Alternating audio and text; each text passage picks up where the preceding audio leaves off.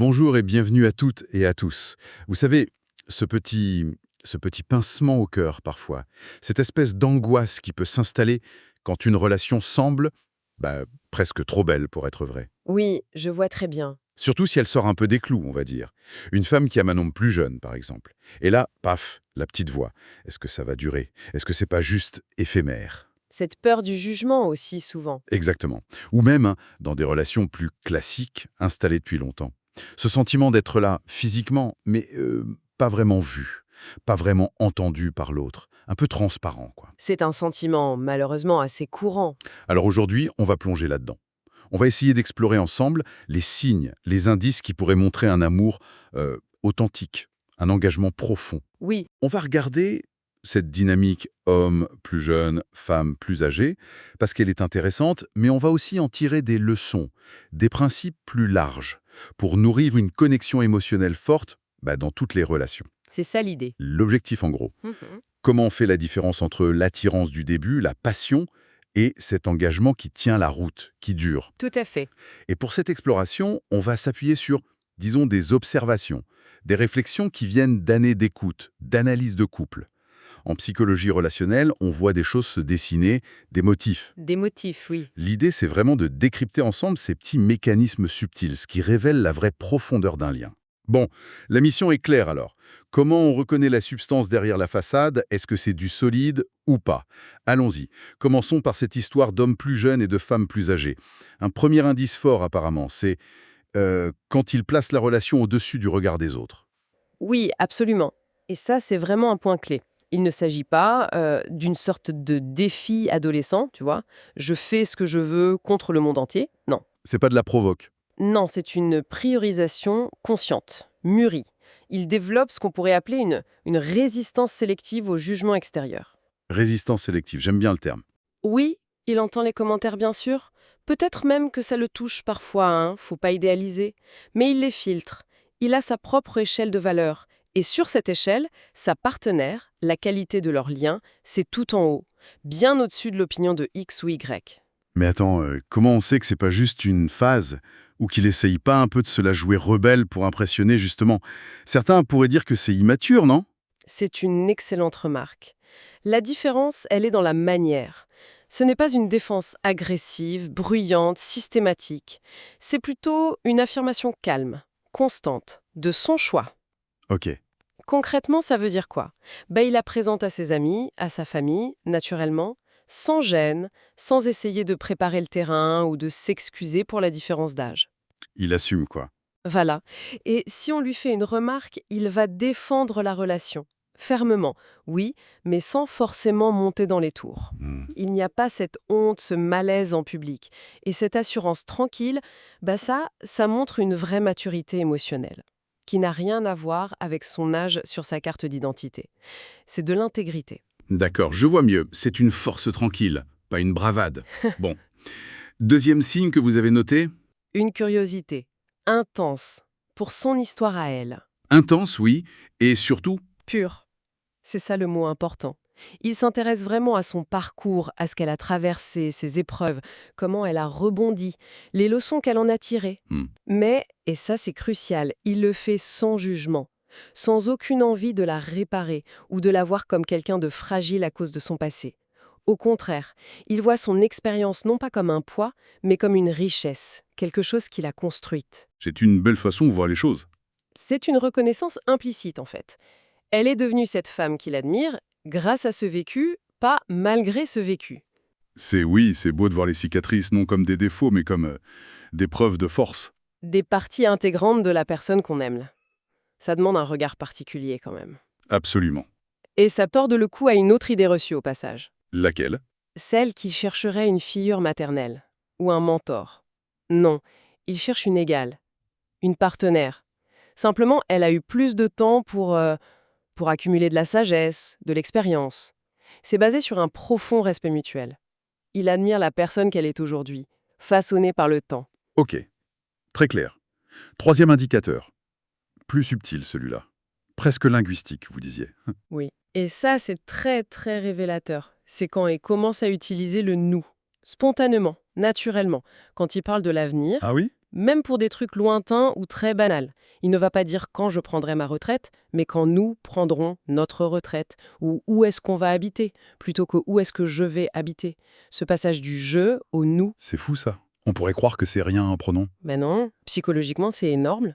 Ça montre qu'elle fait partie intégrante de son identité, de sa vision du futur. Donc c'est un bon signe d'engagement ça. C'est même un prédicteur très fiable d'engagement à long terme, d'après les recherches. Ça veut dire que la relation a dépassé le stade de l'attirance pure pour devenir une partie de qui il est. D'accord. Et ce qui renforce encore ça, c'est quand ce nous s'applique à des détails très concrets, voire pas très glamour, hein. Genre? Genre, comment on va réorganiser l'appart ensemble, comment on va gérer le vieillissement tous les deux. Se projeter mentalement dans ces aspects très pratiques, ça montre une foi profonde dans la durée, bien au-delà de l'excitation des débuts. Ok. Quatrième signe. Il ne se contente pas d'écouter ce qu'elle dit. Il se laisse influencer. Transformer même, mais positivement. Oui, alors attention, là aussi il faut nuancer. On ne parle pas d'une dynamique de soumission, hein, ou d'une relation déséquilibrée genre prof-élève. Non, bien sûr. On parle plutôt d'une perméabilité sélective saine. J'aime bien cette expression aussi. Il reconnaît consciemment que l'influence mutuelle, c'est enrichissant. Il est ouvert. Ouvert à intégrer les perspectives de sa partenaire, ses habitudes peut-être, sa sagesse. Parce qu'il sent que ça le fait grandir, lui. Mais il n'y a pas un risque de se perdre un peu là-dedans. De plus savoir qui on est si on se laisse trop influencer par l'autre. C'est une crainte légitime. Mais dans une dynamique saine, c'est pas ça qui se passe. Il ne s'agit pas d'adopter aveuglément tout ce que l'autre dit ou fait. C'est une intégration réfléchie. Des exemples concrets? Par exemple, il adopte de meilleures habitudes de vie qu'elle lui a suggérées avec bienveillance. Il change un peu son approche au boulot après en avoir discuté avec elle. Il comprend mieux sa propre famille grâce à l'expérience qu'elle partage. Ok. Et le point clé, c'est qu'il reconnaît cette influence positive. Il en est même reconnaissant. Et ça demande une grande sécurité intérieure, tu vois. Accepter d'évoluer grâce à l'autre, c'est pas perdre son identité, c'est une forme d'accomplissement. De croissance partagée. Je comprends. Et ça nous amène tout droit au 5e signe. Peut-être le plus fondamental, finalement. Lequel? Sa présence. Constante, fiable. Surtout dans l'adversité. Ah oui! Le fameux test des moments difficiles. C'est tellement facile d'être là quand tout roule, quand l'autre est au top, souriant. Exactement. La vraie profondeur d'un engagement, elle se mesure quand rester demande un effort, un soutien actif, quand c'est pas forcément agréable. Mhm. Quand il reste là, solide, présent, même si elle traverse une maladie, une crise dans sa famille, une période de doute, de vulnérabilité, même quand elle est pas sous son meilleur jour, quoi. Ça crée une base de sécurité émotionnelle énorme. C'est la preuve par le feu, en quelque sorte. C'est ça. C'est cette constance dans les épreuves qui permet à une vraie vulnérabilité mutuelle de s'installer, de s'épanouir. L'amour, là, ça devient moins un sentiment qui flotte, qui varie, qu'une décision active. Un choix qu'on renouvelle, surtout quand c'est dur. Donc ces 5 signes, ils sont pas isolés. C'est pas une checklist à cocher bêtement. Non, pas du tout. Ils s'entremêlent, ils se renforcent mutuellement. J'imagine que quand ils sont tous là, ou la plupart, la question de l'âge, elle devient presque secondaire, non? Mm. Face à la qualité de la connexion. Exactement. Il crée une synergie. Et la relation devient exceptionnellement solide.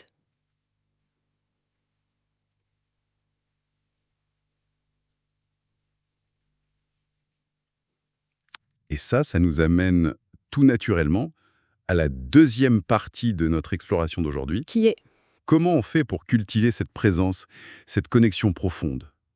Que l'on soit dans cette configuration d'âge particulière ou dans n'importe quelle relation, en fait. Ah oui, parce que c'est bien beau de reconnaître les signes chez l'autre, mais comment on nourrit ça activement? C'est ça le grand défi. On peut aimer quelqu'un, profondément, sincèrement, et pourtant se sentir super loin émotionnellement, invisible. Ouais. La connexion, elle s'entretient pas toute seule. Ça demande une attention consciente. Sinon, on tombe dans ce que j'appelle parfois l'automatisation émotionnelle, le pilote automatique. Bon, la bonne nouvelle, j'imagine, c'est qu'il y a des choses à faire, des pistes concrètes. Oui, heureusement. Il y a des moyens, des sortes d'outils de connexion humaine pour réveiller l'attention de l'autre, nourrir l'amour qui est déjà là. Et ce ne sont pas des manipulations, on est d'accord. Ah non, surtout pas.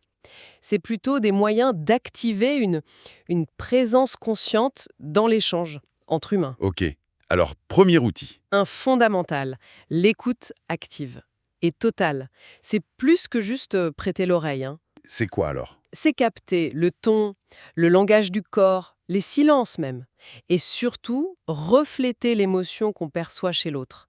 Quand on se sent vraiment entendu à ce niveau-là, eh bien notre cerveau, il libère de l'ocytocine, l'hormone du lien, de la confiance. D'accord. Un exemple.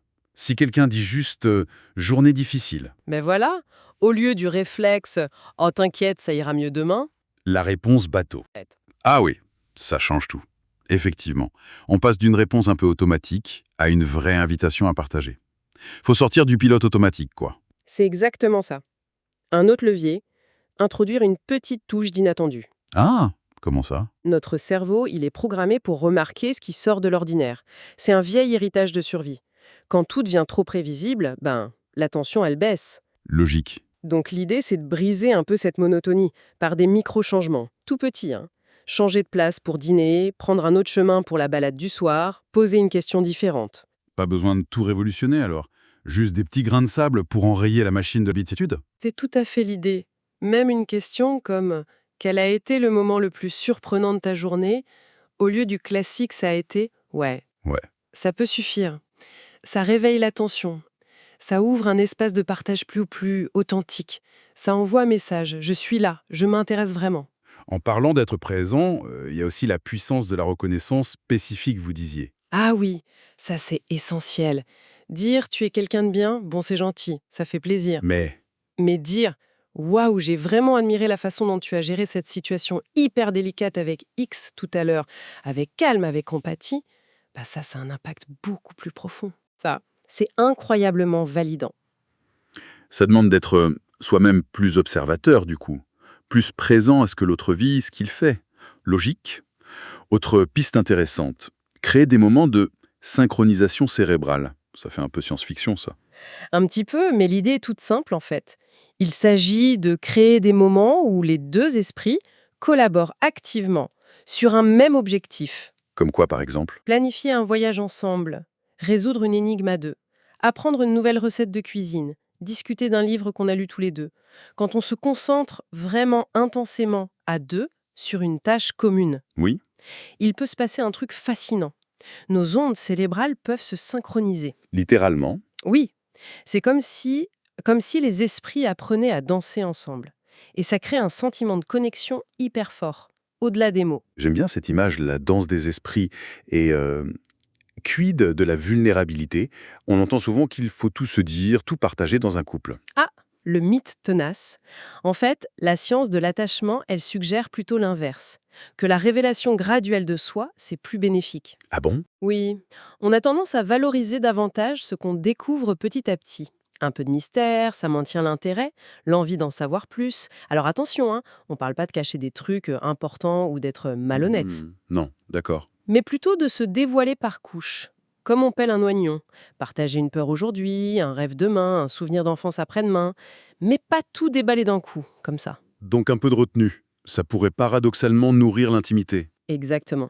Chaque nouvelle petite révélation devient un moment précieux de connexion.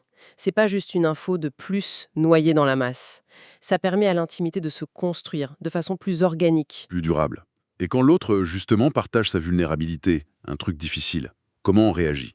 L'instinct, c'est souvent de vouloir réparer, non? De donner des solutions directes. C'est un réflexe hyper courant, oui. Mais c'est pas toujours le plus aidant pour la connexion elle-même. Ce qu'on appelle parfois la résonance sans sauvetage. C'est souvent plus puissant. La résonance sans sauvetage, Oui, c'est être capable d'accueillir l'émotion de l'autre. de vibrer avec elle, mais sans chercher tout de suite à résoudre le problème à sa place. C'est offrir une présence empathique, avant tout. Donc, au lieu de dire, t'as qu'à faire ci ou ça, Hmm. essayez plutôt quelque chose comme oula, ça doit être vraiment difficile ce que tu traverses. Je suis là, je t'écoute si t'as besoin. Ça demande de faire confiance à l'autre, en fait, à sa capacité à gérer ses propres trucs, d'être un soutien, pas un sauveur. C'est exactement ça. C'est la différence entre être un mécanicien émotionnel, qui veut réparer la machine, et être un compagnon d'âme, qui accompagne sur le chemin. Et cette posture-là, ça renforce énormément le sentiment de sécurité, de compréhension mutuelle. D'accord. Et enfin, un dernier point. souvent oublié celui-là. Allez-y. Savourer, consciemment, les beaux moments. Ah, Contrer notre tendance naturelle à ressasser le négatif. exactement.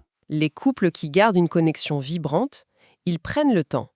Après un moment d'intimité forte, que ce soit émotionnel, intellectuel ou même un fou rire partagé, ils prennent une pause pour le reconnaître, pour le savourer ensemble. Genre se dire, Se dire «Waouh, c'était vraiment un beau moment, là, ce qu'on vient de partager», ou se demander «Qu'est-ce qui a rendu cet instant spécial pour toi?»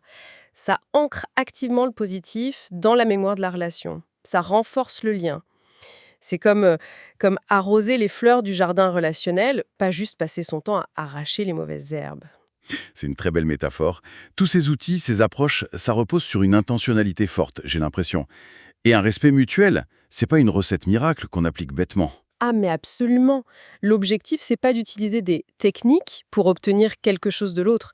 C'est de choisir consciemment d'être soi-même une personne plus présente, plus à l'écoute, plus connectée, qui contribue à la relation depuis un espace d'abondance intérieure, pas depuis un manque ou un besoin. Bien dit. Donc, pour résumer un peu notre exploration, que ce soit dans ce cas précis de la femme plus âgée avec un homme plus jeune, ou dans n'importe quelle relation qui vise la profondeur, l'amour authentique, la connexion durable, ce ne sont pas des étapes passifs. On les reconnaît à des actions concrètes, à des choix renouvelés. C'est pas quelque chose qui arrive tout seul. Non, Ça demande une présence attentive une conscience aiguisée et un effort délibéré. pour cultiver tout ça, pour le maintenir vivant. Et ça nous laisse avec une question peut-être pour réfléchir un peu.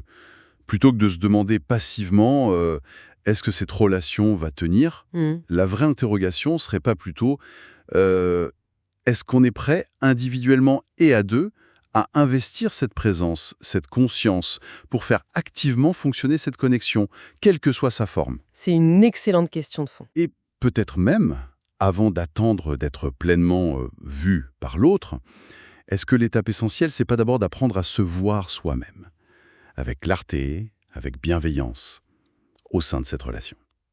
C'est une piste très intéressante aussi. Voilà, qui clôt notre plongée d'aujourd'hui. Qu'est-ce qui a résonné le plus chez celles et ceux qui nous écoutent? Est-ce qu'il y a un signe, une stratégie qui parle particulièrement? N'hésitez pas à partager vos réflexions en commentaire, c'est toujours super riche d'échanger et d'apprendre ensemble. Oui, vraiment. Si cette analyse vous a apporté quelque chose, un petit j'aime, ça nous fait toujours plaisir et ça nous encourage. Et bien sûr, pour ne pas manquer nos prochaines explorations des dynamiques relationnelles, pensez à vous abonner. Merci beaucoup pour votre écoute attentive. Oui, merci infiniment et à très bientôt.